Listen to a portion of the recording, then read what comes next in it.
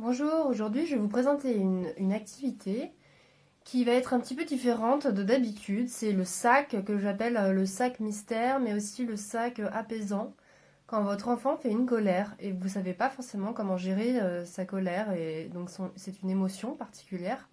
Parfois on est un peu désemparé, on ne sait pas trop quoi lui dire, on n'a pas envie de dire ce qu'il faut pas. Dans la discipline positive et l'éducation bienveillante, on se pose parfois plein de questions. Et ce sac, en fait, peut être une réponse à la colère de votre enfant. Dedans, j'ai mis des choses qui pourraient éventuellement l'apaiser. Pourquoi ça l'apaise? Parce qu'en fait, il va réfléchir à ce qu'il y a dedans et il va se dire, bah tiens, déjà, maman me propose quelque chose, on ne se met pas en colère, on essaye de découvrir ensemble ce qu'il y a dans le sac. Il va avoir envie de tout évaluer, alors on va tout sortir. C'est vous qui choisissez ce que vous allez y mettre dans ce sac. Moi, je vais vous montrer mes idées. Alors en fait, tout simplement, j'avais trouvé un petit kaléidoscope parce que en fait, ça apaise avec des images jolies. Donc je sais pas si vous connaissez le principe, mais vous voyez en fait à l'intérieur des images avec des étoiles, des choses comme ça. C'est pas quelque chose qui m'a coûté très cher, mais ça permet voilà de s'apaiser avec des images apaisantes, tout simplement. Ça lui plaît beaucoup et après, même quand il est pas en colère ou il a juste envie de regarder, il regarde à travers.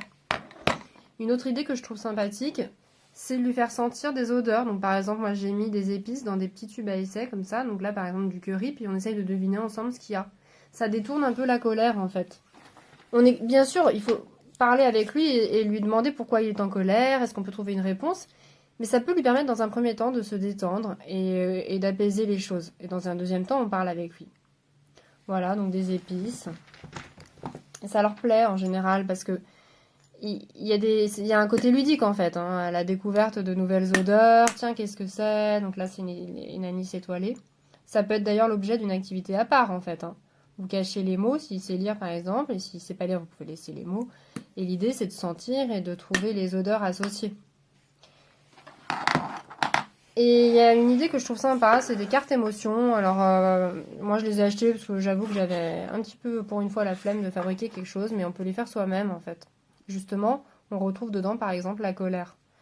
Et ce qui est sympa, c'est qu'en fait, l'idée, c'est de discuter avec lui. Bah, c'est quoi la colère, en fait?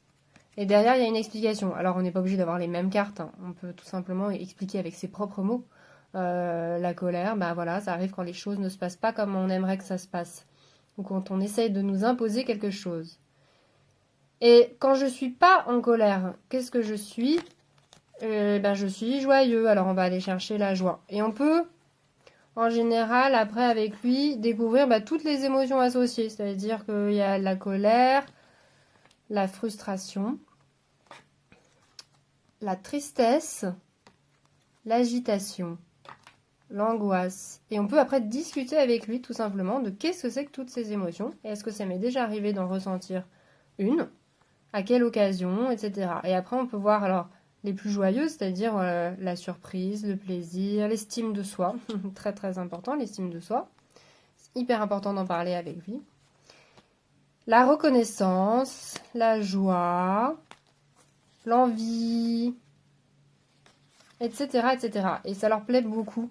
Parce qu'en fait, il faut surtout pas les ignorer, ces émotions. C'est extrêmement travaillé, notamment en école Montessori. La gestion des émotions, il faut surtout en parler beaucoup pour que l'enfant puisse s'exprimer, ne pas garder ses émotions à l'intérieur de lui et les garder enfouies. C'est extrêmement mauvais. Qu'est-ce que j'ai mis d'autre dans le sac? Ça, c'est un truc très sympa aussi que vous pouvez faire. Un sac dans un sac, mais en fait, dans ce sac, ce sont des galets peints. Ça peut faire l'objet d'une autre activité, hein. J'en reparlerai dans une autre vidéo. Les galets peints, soit vous le faites pour lui, soit vous le faites avec lui. Et l'idée, c'est de raconter une histoire autour des galets. Donc ça peut être n'importe quoi. En fait, les dessins qui est sur les galets, il va s'en servir pour raconter des histoires. Et ça va être super apaisant pour lui, pendant sa colère, de découvrir ça dans le sac apaisant. Donc j'y reviendrai, mais vous pouvez vraiment décider ce que vous voulez. J'y reviendrai parce qu'il faut des feutres un peu particuliers. Donc ça fera l'objet voilà, d'une vidéo, je pense, à part. Mais voilà, l'idée, c'est de raconter une histoire. Donc par exemple, le monsieur, il va camper, il est dans son sac de couchage, et il va camper, il va aller pêcher, il va mettre sa tente. Voilà, et ça apaise énormément l'enfant. Il peut fabriquer lui-même sa propre histoire. Et vous la racontez après d'ailleurs.